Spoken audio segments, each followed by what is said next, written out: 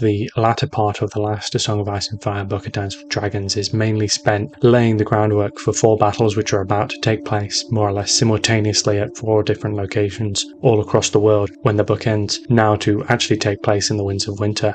These battles have been much speculated on by fans and in the process have gained the following unofficial titles: the Battle of Blood for Euron Greyjoy's assault on Oldtown, the Battle of Steel for Jon Connington's attempt to take Storm's End, the Battle of Ice for King Stannis' confrontation with the Bolton-led forces holding Winterfell, and the Battle of Fire for the confrontation between the Slavers and Daenerys' loyalists holding Meereen. And there's one detail about this last battle that I had previously never given much thought to at all, but actually the more I think about, find increasingly interesting. After the incident at the Dragon Pit in which Daenerys is carried off by Drogon, we see Ser Barristan Selmy take control of the government in her absence and attempt to strike a balance between preserving an ever more fragile peace with the slavers encamped outside the walls and preparing for war should that peace break down. When Ser Barristan is discussing those preparations with his Council of War, he says this: "We have built a beacon atop the pyramid where once the harpy stood, dry wood soaked with oil, covered to keep the rain off.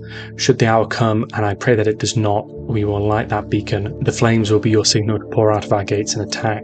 This seems like an entirely practical detail for their preparations, and if you're like me, you probably haven't paid much mind to it before. However, if we now look at the Battle of Ice that's about to take place in the north, we see something very interesting. Stannis' forces are snowbound in a small crofters village on the way to Winterfell, anticipating an attack from the Bolton-led forces based there.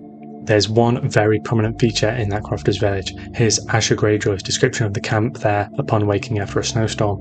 The lakes had vanished and the woods as well. She could see the shapes of other tents and lean-tos and the fuzzy orange glow of the beacon fire burning atop the watchtower. Later, as the situation worsens, King Stannis retreats to this watchtower permanently. From time to time, his grace was glimpsed upon the tower roof outlined against the beacon fire that burned there night and day, talking to the red gods, some said, calling out for Lady Melisandre, insisted others. Thirdly, the Battle of Blood in the west is anticipated to take place in the waters of Oldtown, a city which has, again, an extremely prominent feature. Here's the description from Novice Pate in the A Feast for Crows prologue. "The distant beacon of the high tower floated in the damp of night like a hazy orange moon." I think you get the idea. There have been scant mentions of beacons and beacon towers in A Song of Ice and Fire so far. Now suddenly 3 out of 4 of the most anticipated battles of the whole series are taking place within sight of one.